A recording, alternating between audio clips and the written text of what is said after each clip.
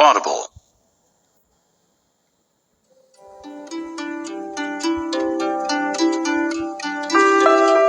Audible Studios presents Pride and Prejudice, written by Jane Austen, performed by Rosamund Pike.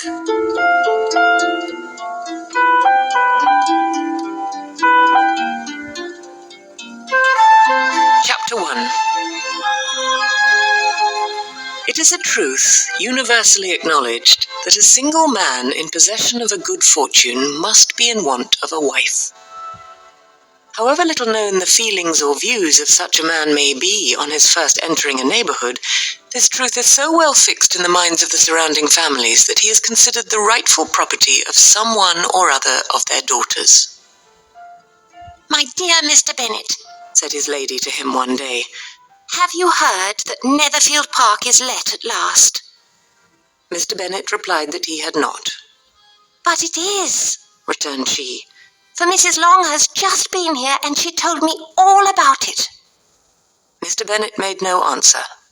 "Do you not want to know who has taken it?" cried his wife impatiently. "You want to tell me, and I have no objection to hearing it." This was invitation enough. "Why, my dear, you must know. Mrs. Long says that Netherfield is taken by a young man of large fortune from the north of England, that he came down on Monday in a chaise and four to see the place, and was so much delighted with it that he agreed with Mr. Morris immediately, that he is to take possession before Michaelmas, and some of his servants are to be in the house by the end of next week." "What is his name?" "Bingley." "Is he married or single?" "Oh, single, my dear, to be sure. A single man of large fortune, 4,000 or 5,000 a year. What a fine thing for our girls." "How so? How can it affect them?" "My dear Mr. Bennet," replied his wife, "how can you be so tiresome? You must know that I'm thinking of his marrying one of them." "Is that his design in settling here?" "Design? Nonsense! How can you talk so? But it is very likely that he may fall in love with one of them, and therefore you must visit him as soon as he comes." "I see no occasion for that. You and the girls may go, or you may send them by themselves, which perhaps will be still better, for as you are as handsome as any of them, Mr. Bingley may like you the best of the party." "My dear, you flatter me. I certainly have had my share of beauty, but I do not pretend to be anything extraordinary now.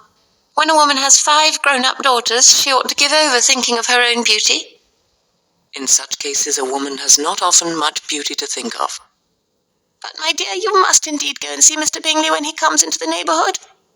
"It is more than I engaged for, I assure you." "But consider your daughters. Only think what an establishment it would be for one of them. Sir William and Lady Lucas are determined to go merely on that account, for in general, you know, they visit no newcomers. Indeed, you must go, for it will be impossible for us to visit him if you do not." "You are over-scrupulous, surely. I dare say Mr. Bingley will be very glad to see you, and I will send a few lines by you to assure him of my hearty consent to his marrying whichever he chooses of the girls, though I must throw in a good word for my little Lizzie." "I desire you will do no such thing. Lizzie is not a bit better than the others, and I'm sure she's not half so handsome as Jane, nor half so good-humoured as Lydia, but you're always giving her the preference."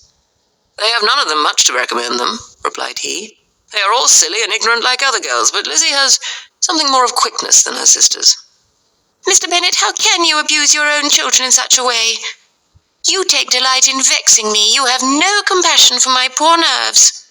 "You mistake me, my dear. I have a high respect for your nerves. They are my old friends. I have heard you mention them with consideration these last 20 years at least." "You do not know what I suffer." "But I hope you will get over it, and live to see many young men of 4,000 a year come into the neighbourhood." "It will be no use to us if 20 such should come, since you will not visit them." "Depend upon it, my dear, that when there are 20, I will visit them all." Mr. Bennet was so odd a mixture of quick parts, sarcastic humour, reserve and caprice, that the experience of 23 years had been insufficient to make his wife understand his character. Her mind was less difficult to develop. She was a woman of mean understanding, little information, and uncertain temper. When she was discontented, she fancied herself nervous.